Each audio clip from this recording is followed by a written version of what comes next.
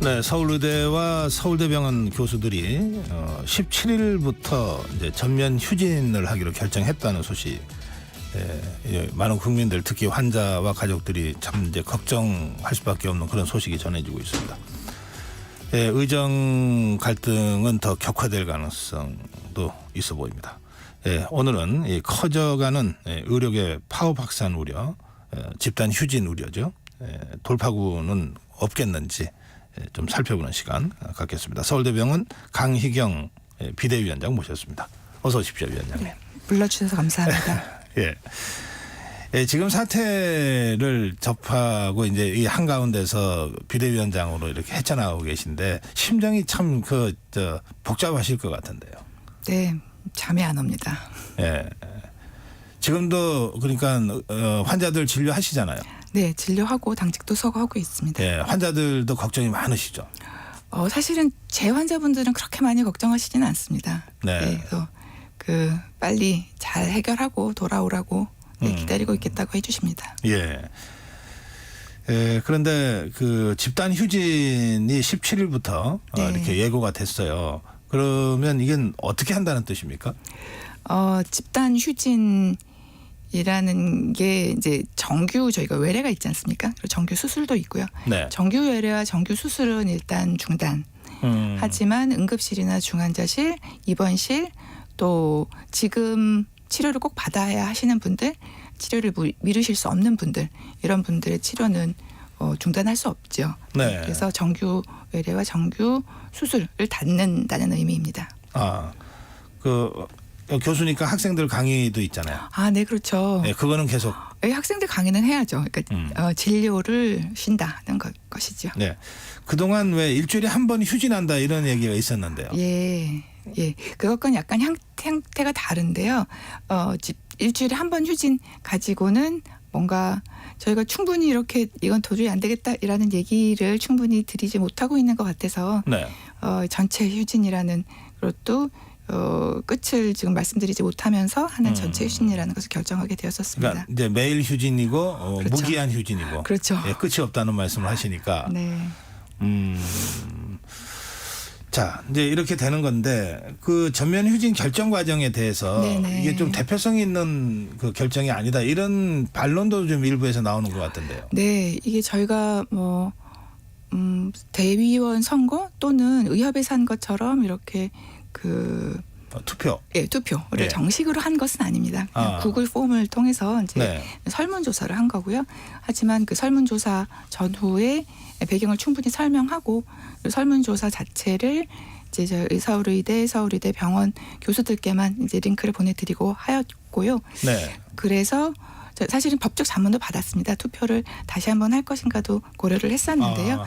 법적 자문에서 이게 그러니까 병원 문을 닫는 게 아니고 이제 각자 휴진을 하루 진료를 이제 미루는 것이기 때문에 그렇게 할 필요가 없다 이런 판단을 받았습니다. 네. 일단 그래서 이제 17일부터 무기한 이제 휴진으로 그렇게 이제 결정을 하신 겁니다. 그런데요, 위원장님, 이게 뭔가 조금 전에도 그런 말씀하셨는데 일주일에 한 번 휴진하는 걸로는 메시지가 좀 약한가? 그러면 더 세게 해야 되나? 뭐 이런 고민들이 있었다는 말씀이시잖아요. 네, 그렇습니다. 그동안 지켜보시면서 정부의 대응에 어떤 점이 제일 문제라고 보시는 거예요? 정부가 여러 가지로 이제 엊그제 총리 담화에서도 말씀하셨듯이 양보를 밖에서 보시기에는 하시는 것처럼 보이셨을 것 같아요. 네. 여러 가지 이제 전공의들의 처우를 개선하기 위한 조치를 굉장히 속도감 있게 진행하고 계시고 하신데요. 그게 이제 일방적인 거죠. 일방적이라는 게 가장 문제인 것 같습니다. 그래서 정부 입장에서는 또 전공의들이 소위 만나주질 않으니까 이제 제대로 된 소리를 내주지 않고 있으니까 또 답답하신 면이 있겠고 그걸 해결해보고자 빨리 가고 계신 걸 알겠는데요. 네. 지금 보면 이렇게 정말 달려가는 아이를 이렇게 차도로 뛰어들어가는 아이를 잡고 싶은 이런 심정입니다. 너무 빠르고요. 너무 주변을 살피지 않기 때문에 어디로 잘못 가게 될지 언제 넘어질지 모르겠는 것 같은 그런 심정입니다. 이게 일방적이다. 지금 제대로 소통을 안 하고 너무 빨리 막 네. 너무 급하게 달려가는 것 같다. 네, 그래서 그렇습니다. 이런 극단적인 방법을 통해서라도 일단 좀 멈추었으면 좋겠습니다. 멈추게 하고 싶다 이런 네. 말씀이신데. 네. 근데 정부는 그 의료개혁 특위인가요? 네네. 27명으로 네네. 구성된 그 자리에 의원목과 전공의목 한 명씩을 비워두고 지금 그렇죠. 계속 논의를 하고 있잖아요. 네네. 그러면 정부 입장에서는 네. 지금 우리 비대위원장님 말씀 네. 들으면 좀 네. 억울할 것 같아요. 우리는 그러실 이렇게 것 소통하고 또 자리까지 비워놓고 기다리는데 그렇죠. 예, 어떻게 말씀하실래요? 그런데 이제 의료계 입장에서는 지금까지 너무 소통을 제대로 하지 않아 왔고 그리고 그런 경험을 많이 겪었습니다. 그 건정심, 보정심 이런 이제 정부와 같이 하는 심의 기구에서 네. 의사들이 들어가면 지금 말씀하신 그 의계특위에도 의사 수가 한 7명 될 겁니다. 모든 결정을 다 수결로 하기 때문에 아하. 의사 수가 너무 적어서 아무리 정당한 이야기를 해도 의료계에 필요한 얘기를 해도 의료 체계에 필요한 얘기를 해도 항상 묵살당한다는 겁니다. 결국 들러리만 섰다. 그렇죠. 그런 예. 판단이시군요. 예. 네. 그래서 이제 들러리 더 이상 쓰기 싫다. 그래서 이제 참여를 안 하고 계신 건데요. 네. 그 부분도 참 안타깝습니다. 예. 그 지금 그 빅5 이제 전공의 수련을 하는 네. 이런 병원들은 전공의들이 이제 떠나서 아직 안 돌아오잖아요. 거의 대부분이. 예, 그래서 이제 어려움이 참 많은 것 같은데 이거 정부가 어떻게 해야지 이들이 돌아올까요? 정부가 어떻게 해야지 돌아올까? 사실은 전공의들이 어떻게 하면 돌아올까? 사실 저희도 잘 모릅니다. 전공의들이랑 소통을 하기는 하지만 네. 모두를 만나고 있는 건 아니고 예. 또 개인적으로 만나고 있는 전공의들이 전체를 대변한다고 하기도 어렵고요. MZ 세대의 특성도 있을 거고 예. 확실히 모르겠습니다만 일단 돌아오고 싶을 정도의 상황이어야 돌아오지 않을까 생각을 하는데요. 네. 그 상황이란 일단 돌아와서 충분히 수련하고 환자를 볼 수 있고 할 상황이어야 되겠죠. 예전처럼 네. 몸을 갈아 넣는 그런 상황은 아니어야 들어오지 않을까 하는 것이고요. 하지만 지금 전공의들도 이러한 변화가 바로 하루아침에 생길 것이라는 생각은 안 하고 있을 것이라고 안 하고 있다고 합니다. 네. 그래서 지금 이제 시작하는 변화가 3, 4년 후에나 제대로 정착이 될 거라는 건 알고 있습니다. 이게 하루아침에 되는 건 아니거든요. 서울대학교 병원에서도 이러한 전공의 수련 환경 개선을 위한 TF를 발족을 했고요. 네. 이 사태 초기에. 근데 그게 굉장히 천천히 갑니다. 한 6개월 정도 시범 사업을 해서 이렇게 해도 되겠다 하면 그것도 한 병동에서 시작해가지고 넓힐 거거든요. 아하. 최소한 3, 4년 걸리죠. 근데 지금 정부에서는 몇 달 안에 결과를 내놓으라는 거지 않습니까? 그게 좀 의료계의 접근과 정부의 접근이 다른 점이 있고요. 그래서 수련 환경 자체는 어쨌든 좋은 방향으로 가는 것이 보이면 전공의들은 충분히 돌아올 마음이 생길 것 같은데요. 아하. 근데 병원 자체로 돌아오는 것은요. 근데 병원으로 돌아오고 싶은 생각이 들려면 일단 나도 다른 국민들과 마찬가지로 적어도 뭐 결정권을 존중받는 사람으로 느껴져야 되지 않겠습니까? 네. 저도 그렇고 많은 의사분들이 그렇듯이 이번 사태에서 가장 저희가 힘들었던 거는 물론 의사들이 지금까지 많은 기득권을 누려왔다고 생각을 하시겠죠. 저희가 정말 뭐 의사라는 것 자체로 이제 그래도 이제 한 번 더 새로 봐주시고 하는 존중받은 게 확실히 있었습니다. 네. 근데 이번 사태에서는 일단은 이런 굉장히 중요한 의료계에 영향을 미치는 정책들이 의사들의 의견이 충분히 반영되지 않은 상태에서 결정이 되고 집행이 되고 있다는 네. 게 우선 첫 번째고요. 근데 사실은 저는 이런 결정이 나왔을 때 이게 무슨 뜻인지 잘 몰랐습니다. 그때까지는 정책에 대해서 전혀 별로 관심이 없었으니까요. 근데 전공의들이 막상 병원을 떠나고 난 다음에 이게 뭐지? 정말 심각한 건가 보다 들여다보기 시작했거든요. 네. 근데 그 전후에 업무 개시 명령, 뭐 진료 유지 명령 애들이 떠난 다음에는 사직서 수리 금지 명령이 나왔습니다. 예.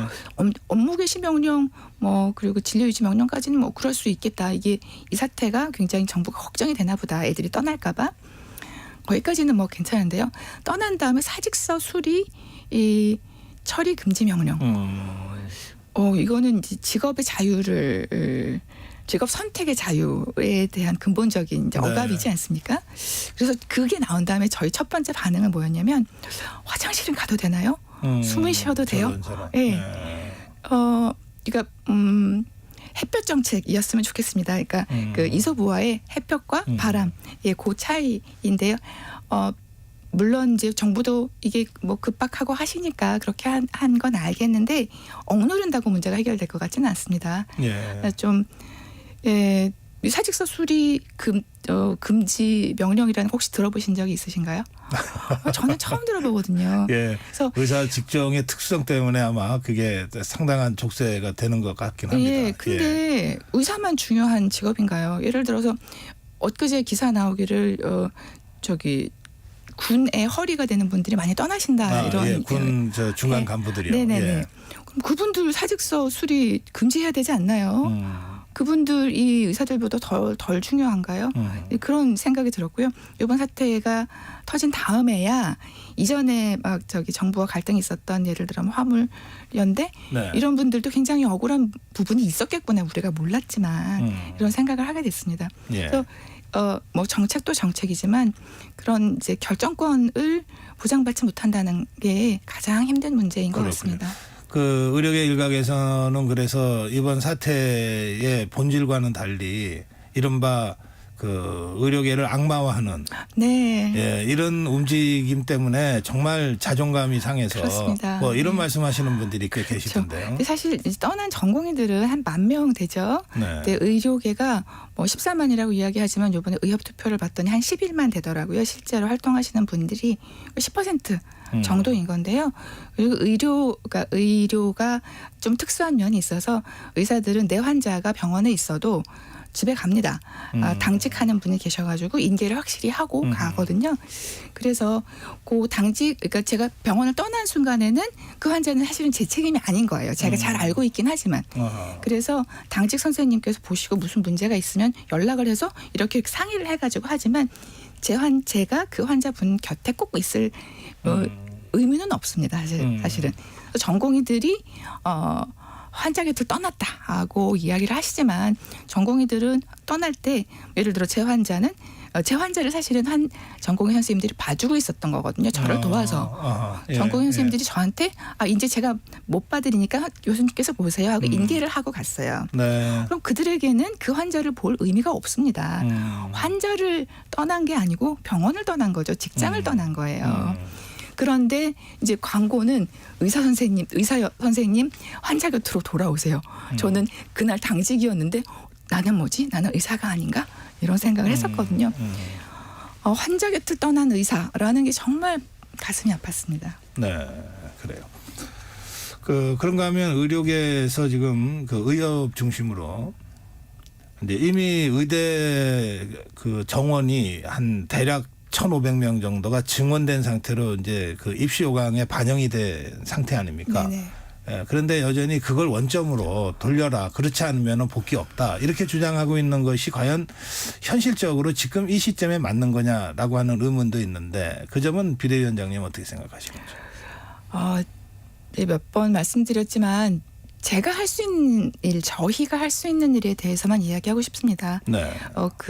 그게 옳지 않다는 것에 대해서는 여러 차례 이야기를 했고요. 사실은 이 사태가 나타나기 전에부터 사실 저는 개인적으로 콩팥을 보는 의사거든요. 네. 콩팥은 여러 가지 약 때문에 생기는 부작용을 첫 번째로 타격을 받는 기관입니다. 그래서 예전에는 없었던 정말 이상한 약물 같은 것 때문에 네. 생기는 부작용을 치료해 왔고 아가들이 돌이 생기는 이런 문제들이 많이 있어 왔거든요. 소아청소년과에서도 네. 이제 신장 쪽 그러니까 전문이시군요.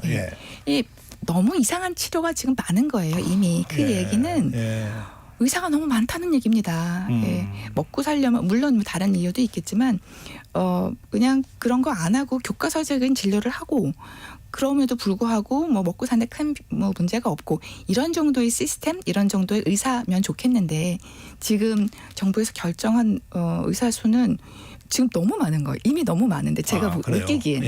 예. 근데 그거는 사실 저의 그냥 개인적인 느낌일 뿐인지 잘 모릅니다. 그래서 객관적인 그러니까 과학적인 데이터를 충분히 보고 그래서 지금과 같은 의료 행태를 계속 유지할 거냐 또는 너무 쓸데없는 진료는 하지 말고 네. 그냥 뭐 감기 좀 있는 거는 그냥 저 타이레놀 좀 먹고 버티고 이런 꼭 필요할 때만 병원에 가는 이런 시스템으로 좀 바뀌면 또 완전히 달라질 수도 있거든요. 네. 그래서 그런 어쨌든 우리가 원하는 의료의 모습이 어떤 것인가를 먼저 파악하고 거기에 따라서 우리가 가지고 있는 데이터를 다시 적용을 해가지고 앞으로 그러니까 뭐 5년 후에 10년 후에 몇 명이 필요할 것인가에 대해서 다 같이 오픈해서 얘기해보고 예. 그 다음에 의사 수를 결정하고 학생 수를 결정해도 늦지 않다라는 게 의료계 입장이고요. 그게 사실은 원점 재검토거든요. 네. 의사들이 얘기하는 게 0명이라는 얘기가 아니고 저는 그것이 원점 재검토라고 알고 있습니다.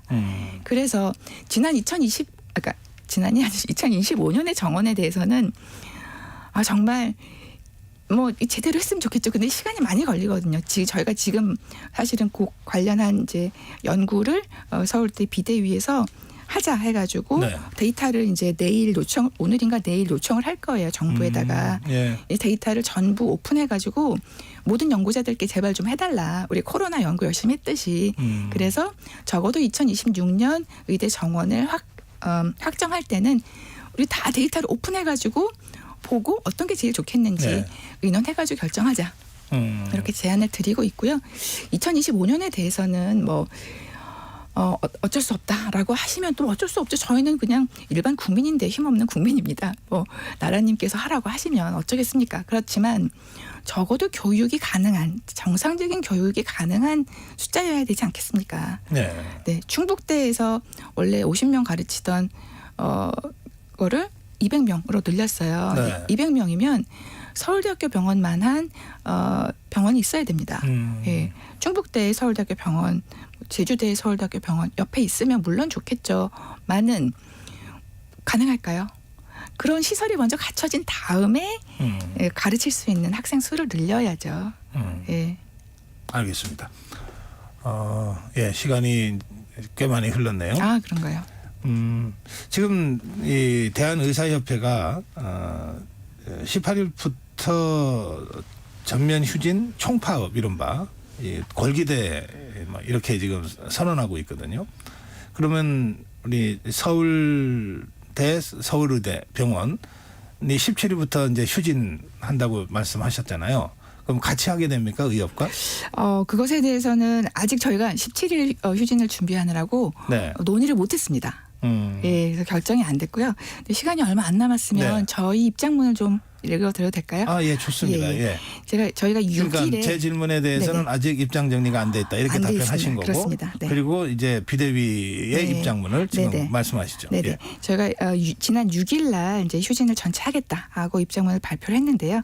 그 다음 날 이제 조선일보에 안준용 기자님께서 실망스러운 서울의대 교수들의 2,300자 입장문을 이라는 기사를 주셨어요. 여기에 네. 대해서 정말 맞는 말씀을 하셨기에 거기에 대한 답을 제가 좀 적은 게 있거든요. 네, 서울의대 서울대병원 교수들이 6일에 전체 휴진을 결의하면서 내놓은 입장문이 실망스러운 것이어서 면목이 없습니다. 지적하신 대로 정부를 향한 실망과 분노를 정제 없이 표출하면서 가시적인 조치가 무엇인지, 조치 후 교수들은 무엇을 하겠다는 것인지 아무 내용을 담지 못해서 부끄러울 따름입니다. 진료실과 상하탑에 갇혀서 바깥 세상이 어떻게 움직이는지 이런 엄중한 결의를 알리는 글이 얼마나 신중하고 진심을 잘 전달하는 것이어야 하는지 저에게 이해가 한참 모자랐음을 실감하면서 이것으로 마음이 불편하셨을 분들께 죄송하다는 말씀을 드립니다. 여러분들께서 저희가 갑작스런 휴진 결의를 한 것에 대해서 의아하셨을 것이라고 생각합니다. 지난 4일에 정부가 전공의에 대한 각종 행정명령을 철회하면서 한 발 물러서는 모습을 보인 직후였기에 더욱 그러하시리라 짐작합니다. 의대 정원을 공고히 하였으니까 이제는 의사들이 저항을 멈추고 미상진료 체계가 종료되기를 바라시기 때문일 것입니다.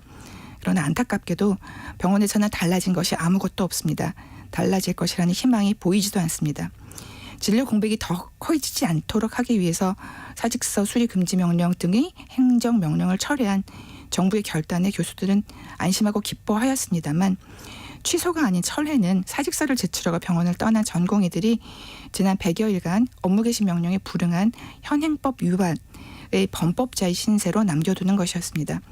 면허정지 처분을 수련이 완료될 때까지 중단하여야 한다고 명시하여서 전공의들이 복귀하더라도 다시는 집단운동에 참여할 수 없으며 사직하는 전공의는 다른 곳에서 의사의 길을 걷고 있더라도 정부의 결정에 따라 언제든지 면허 정지를 받을 수 있는 것입니다. 직장 선택의 자유를 포함한 자기결정권을 존중받지 못하고 양심에 따라 행동할 자유가 없는 국민인 것이 확인된 이런 상황에서 전공의들이 병원으로 돌아올까요? 내년에는 필수과 전공의들이 지원을 하겠습니까? 젊은 교수들마다 마저 체력의 한계를 느껴서 병원을 떠나고 있습니다. 병원들이 몇 달이나 버틸 수 있을까요? 더 이상 바뀔 수 있는 것이 보이지 않는 지금 교수들의 절망은 더욱 깊어졌습니다. 저희는 이번 사태로 그간 교수들이 의료 정책과 그 결정 과정에 대해서 얼마나 무지했는지, 얼마나 무책임하였는지 깨달았습니다. 필수 의료와 지역 의료가 붕괴되는 것을 목도하면서도 제가 할 수 있는 것은 제 분야에 집중하는 것이라고만 생각하였던 것입니다. 이런 잘못을 깨달은 것은 슬프게도 전공의들이 떠난 빈자리를 저희가 채우기 시작한 후였습니다. 환자 곁을 지키면서도 이제라도 의료 정책을 공부하고 고민하면서 정책을 바로잡아 줄 것을 지난 3개월간 정부에 요청하였습니다. 그러나 의정 갈등은 해결의 기미가 보이지 않고 정부의 큰 결단도 비상진료 체계를 끝내는 데는 역부족으로 여겨집니다. 의사들이 정책 결정에 대한 항의로 병원을 떠나는 지금과 같은 일이 다시는 일어나지 않게 하기 위해 정부에서는 다양한 명령을 동원하였지만 과연 그것이 문제를 예방하는 데 최선의 방법일까요? 저희가 그간 요청해온 바와 같이 긴 안목으로 정권과 공무원의 임기와는 무관하게 의료 서비스 공급자와 소비자, 의료 정책을 수립하고 집행하는 정부가 함께 모여 문제를 파악하고 해결해 나갈 수 있는 법적 구속력과 재원이 뒷받침되는 상시적인 의정 합의체의 구성과 운영이 보다 나은 예방법이 아닐런지요. 이번 전면 휴진 결의는 그간의 요청에 제발 귀 기울여 달라는 저희의 마지막 몸부림입니다. 의사에게도 직장 선택의 자유를 보장해 달라는 외침입니다. 국가에 필요한 인력이라는 이유로 사직서 수립 금지 명령을 내리고 젊은이들이 이에 구속되는 것이 과연 정당한가 묻는 것입니다. 전체 휴진으로 외래 진료와 정규 수술이 중단되겠지만 교수들이 환자 곁을 떠나는 것은 아닙니다. 휴진 기간 동안 응급실, 중환자실 등의 필수 부서 진료를 강화하고 조금 뒤에 환자분들을 진료실에서 뵐 때는 보다 나은 전문가로서의 사회적 책무와 의료 정책에 대한 인식을 갖춘 의사로서 뵐 수 있도록 준비하겠습니다. 예, 고맙습니다. 감사합니다. 예, 저희 대담을 통해서도 다 말씀하신 거를 마지막에 서울의대 서울대병원 비대위원장으로서의 입장문을 정리해서 오셔서 저희가 어떤 생각을 갖고 계신지 아주 명료하게 잘 이해하게 됐습니다. 말씀 잘 들었습니다. 고맙습니다. 감사합니다. 네.